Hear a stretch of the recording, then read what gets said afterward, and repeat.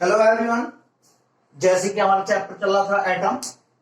Okay, अब मैं आपको यहां पर अपना टॉपिक लेकर चल रहा हूं एटॉमिक ऑर्बिटल।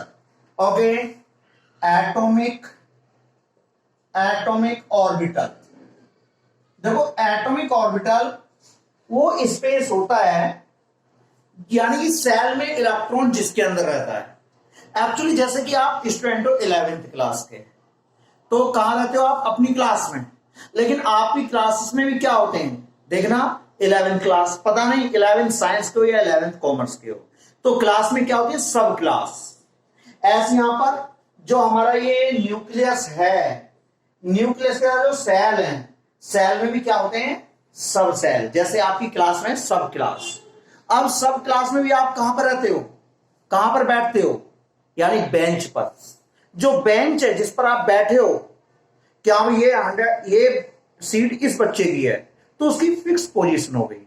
तो एक फिक्स यानी कि स्पेस जहां पर स्टूडेंट रहता है, यानी बेंच पर, बेंच को कह दिया orbital.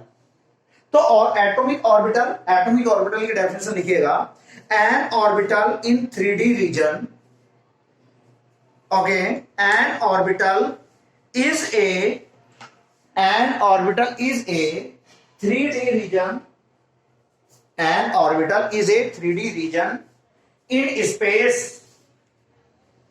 An orbital is a 3D region in space around the nucleus, around the nucleus, around the nucleus, where the probability of finding electron, where the probability of finding electron is maximum, जहां पर electron के होने की possibility maximum होती है।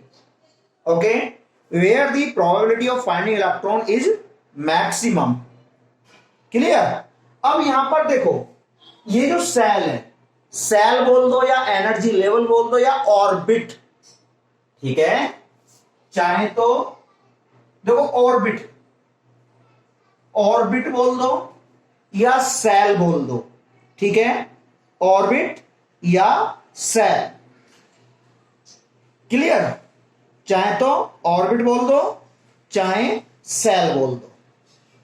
Clear? Orbit और ये लो cell या एनर्जी लेवल। अब ऑर्बिट में क्या होते हैं? सब ऑर्बिट या सब सेल में क्या होता है? ऑर्बिटल। क्लियर? अब मेरे यहां पर न्यू हेडिंग है, डिफरेंस बिटवीन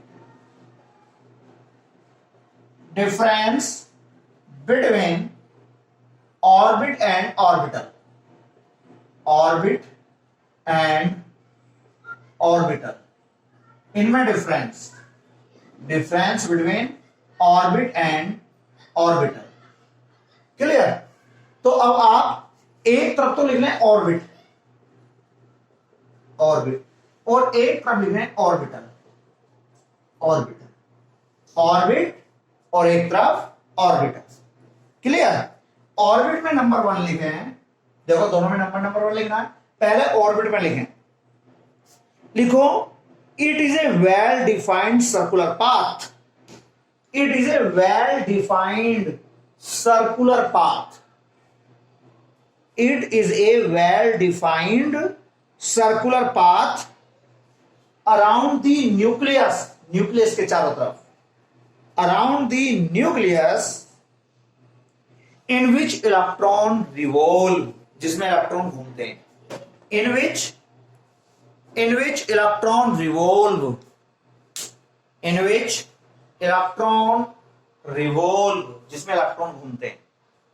क्लियर? अब इसके बाद ऑर्बिटल में लिखें number 1, it show the 3 dimensional space, sorry it show, ये लिखें it, SHOWS,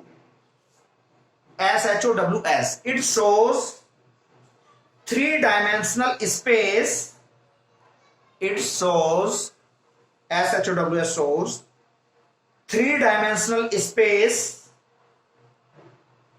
around the nucleus. It shows the 3 dimensional space around the nucleus where the probability of finding electron is maximum, where the probability of finding electron is maximum.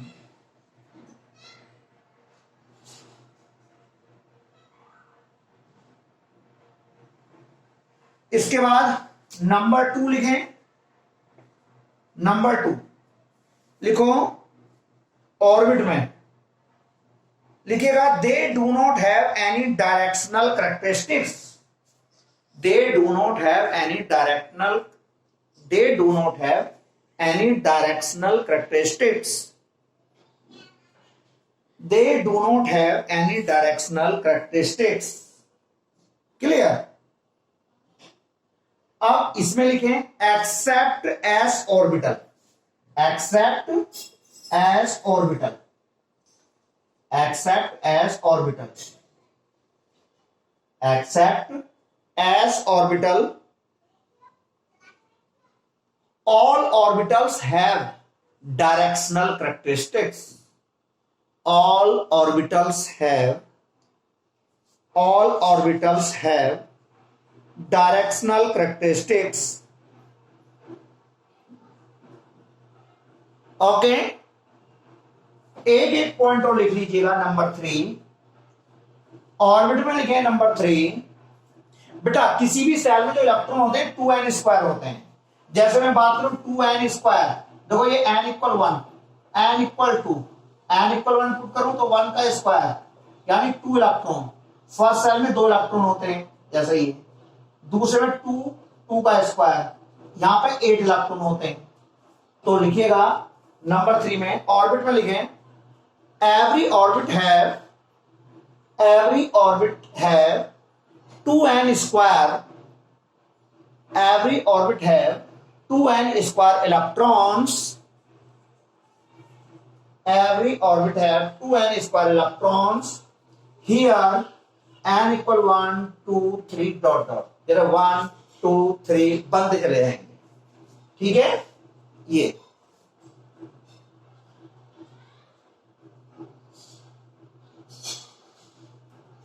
अब इसमें लिखे orbital में, ये लिखो any orbital है maximum 2 electrons, any orbital है maximum 2 electrons, any orbital है maximum 2 electrons in opposite direction, जरा एक क्लॉकवाइज डायरेक्शन में और एक एंटी क्लॉकवाइज डायरेक्शन में, in anti clockwise direction. Clear? Okay class. अब इसके बाद मेरा यहां पर न्यू टॉपिक स्टार्ट होता है,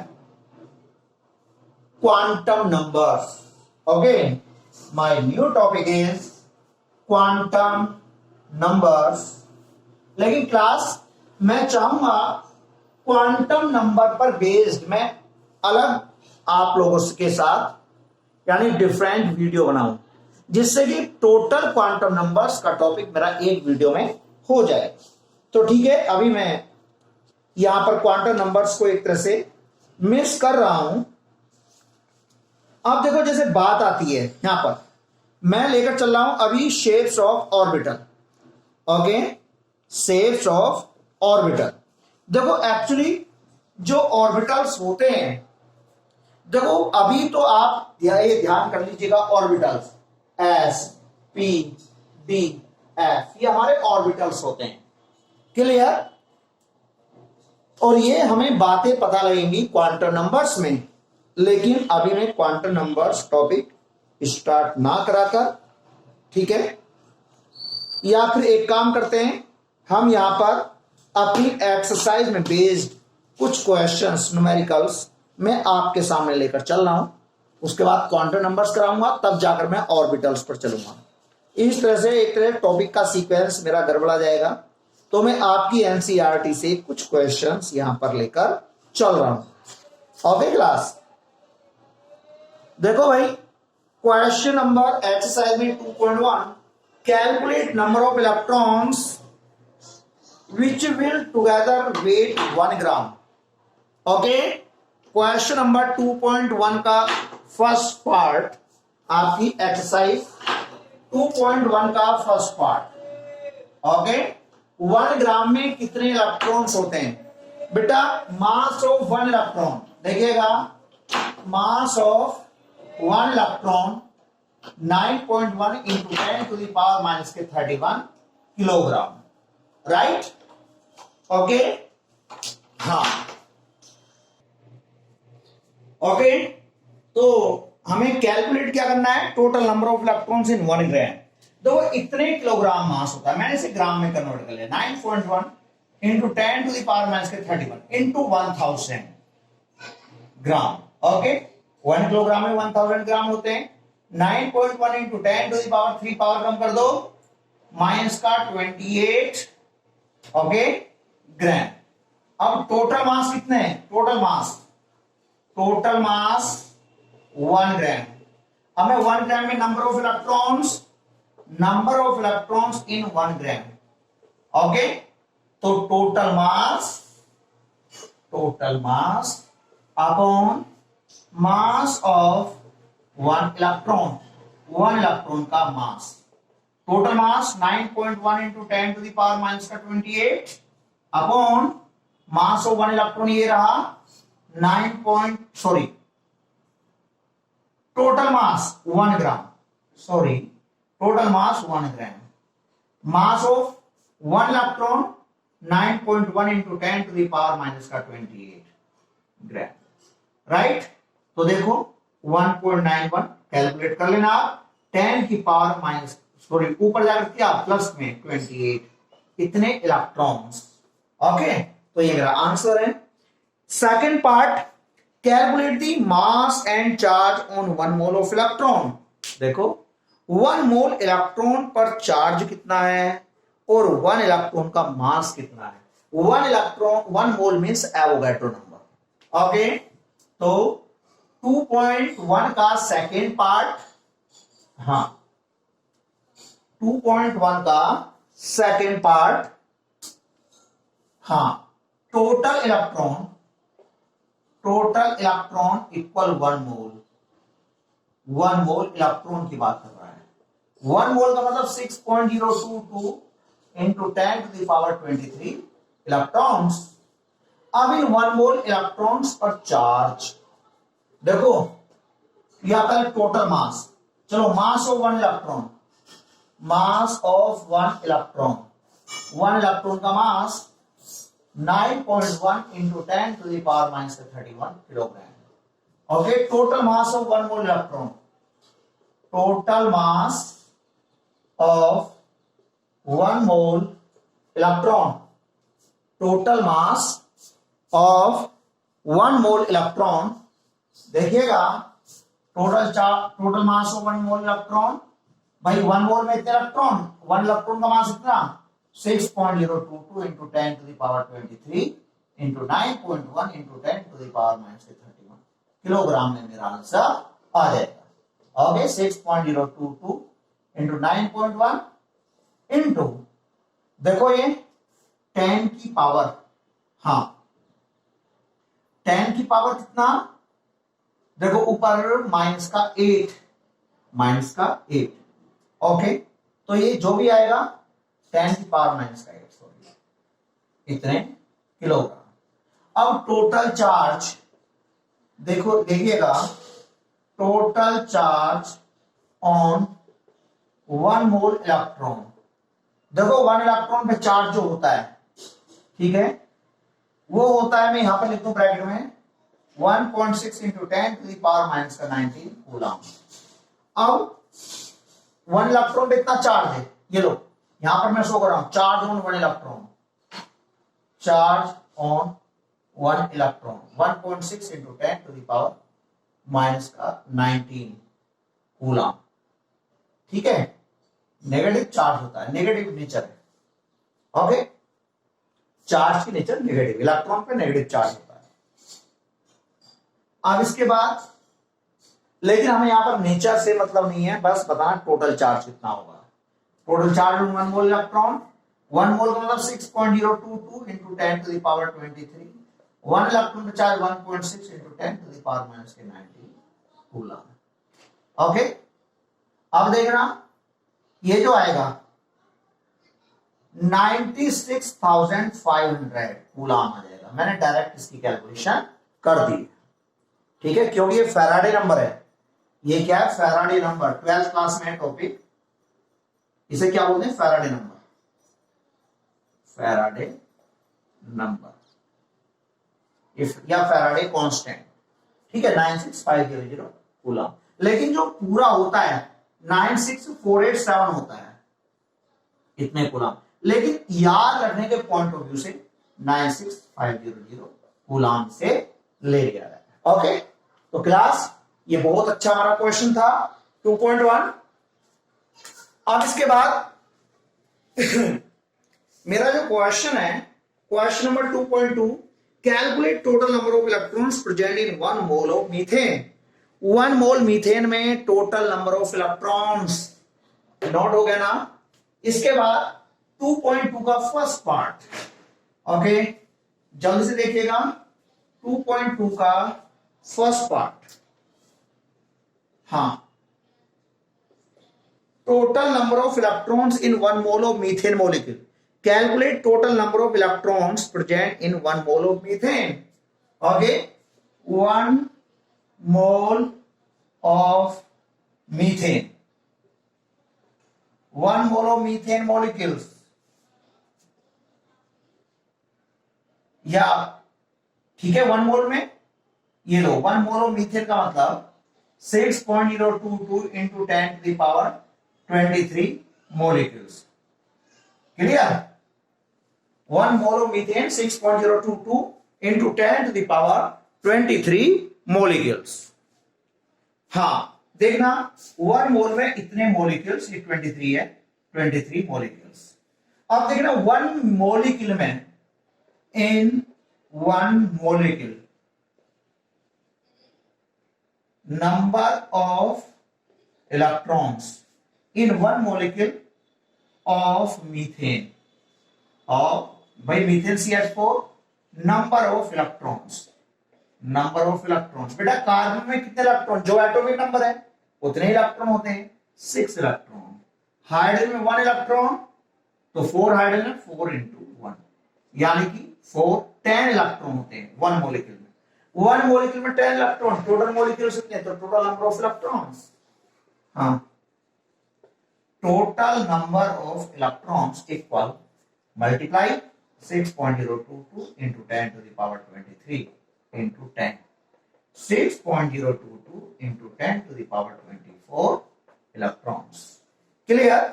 सेकेंड पार्ट देखो, find the total numbers and total mass of neutrons in 7 milligram of carbon 14। बहुत अच्छा क्वेश्चन है उस, और देखो उसने मास ऑफ 1 न्यूट्रॉन दिया है 1.675 into 10 to the power minus के 27 किलोग्राम। देखो 7 मिलीग्राम ऑफ कार्बन 14। सबसे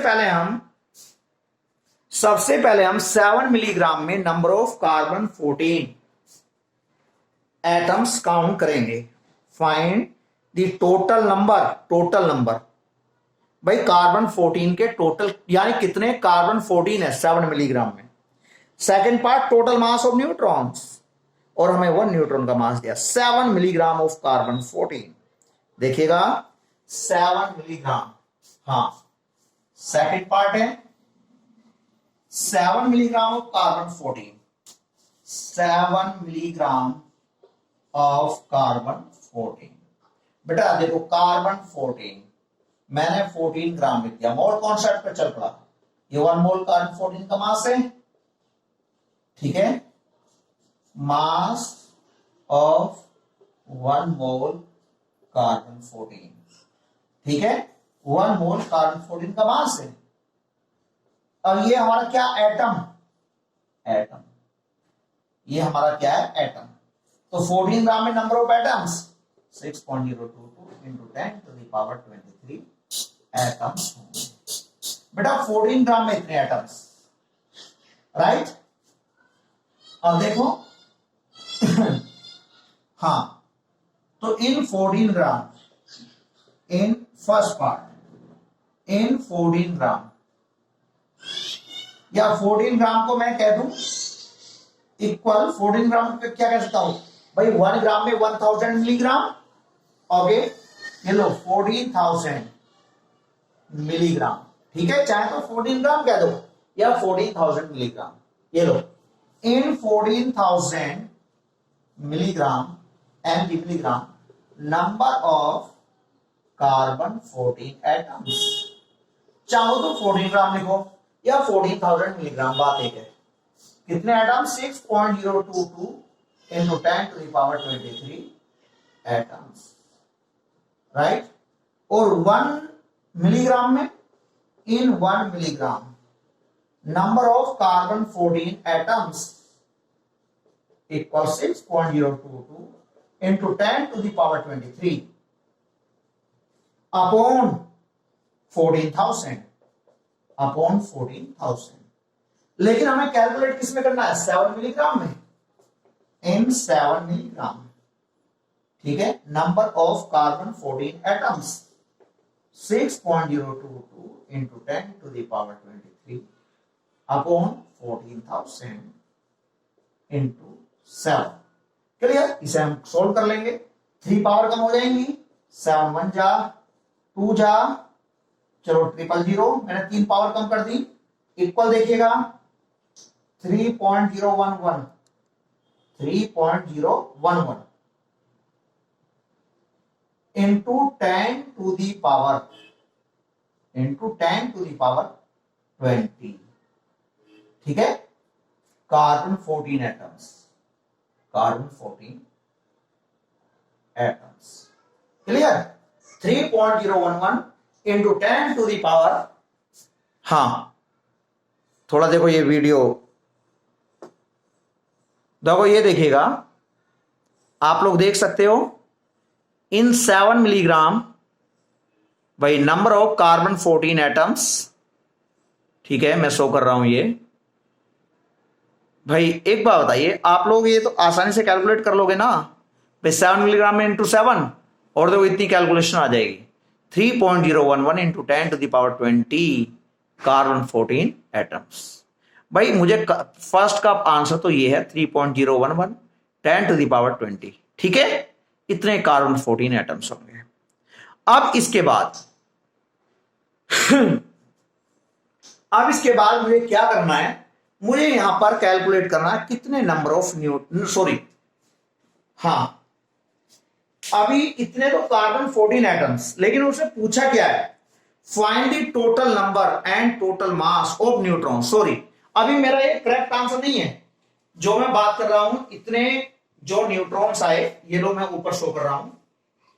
हाँ, total number of carbon 14 atoms, देखो इन 7, इन 7 मिलीग्राम कार्बन 14। ठीक है, नंबर ऑफ कार्बन 14 एटम्स कितने आए? ये आए 3.011 into 10 to the power 20। Clear? इतने एटम्स। लेकिन हम बताएं टोटल नंबर ऑफ न्यूट्रॉन्स। अब देखना, in carbon 14, in 1 atom of carbon 14, भाई कार्बन एटम मास तो 6 है, नंबर ऑफ न्यूट्रॉन्स। क्लियर? हाँ, न्यूट्रॉन्स देखिएगा भाई, 14 तो टोटल प्रोटॉन और न्यूट्रॉन, 6 प्रोटॉन है, तो 14 माइनस 6, 14 माइनस 6 इक्वल 8 न्यूट्रॉन्स। अब इसके बाद देखो भाई 8 न्यूट्रॉन है, अब इतने एटम्स है, टोटल नंबर ऑफ न्यूट्रॉन्स देखो, टोटल नंबर ऑफ न्यूट्रॉन्स देखो, इतने एटम, 1 एटम में इतने 3.011 into 10 to the power 20 into 8 neutrons. ठीक है, इतने न्यूट्रॉन्स। अब बेटा मास ऑफ 1 न्यूट्रॉन दिया है, देखो बी पार्ट, ये तो ए पार्ट हो गया, बी पार्ट देखो, B part total mass of neutrons, total mass of neutrons. भाई टोटल न्यूट्रॉन्स को 1 न्यूट्रॉन के मास से मल्टीप्लाई कर दो, टोटल न्यूट्रॉन्स इतने मल्टीप्लाई कर लेना आप, 3.011 into 10 to the power 20 into 8, भाई इतने तो न्यूट्रॉन्स हैं, और 1 न्यूट्रॉन का मास आपकी बुक में दिया हुआ है 1.675 into 10 to the power -27 kilogram. देखिएगा 1.675 into 10 to the power -28 kilogram, sorry 27 kilogram, clear, 27 kilogram में हमारा आंसर आ जाएगा। ओके क्लास, बेटा सेम इसी तरह से आप थर्ड कैलकुलेट करना, थोड़ा मोल कॉन्सेप्ट का यूज है, एसटीपी के बारे में आप लोगों को क्लियर कर चुका हूं। यदि आपको कोई डाउट है तो आप इस पर जरूर डिस्कस करना। Okay okay class.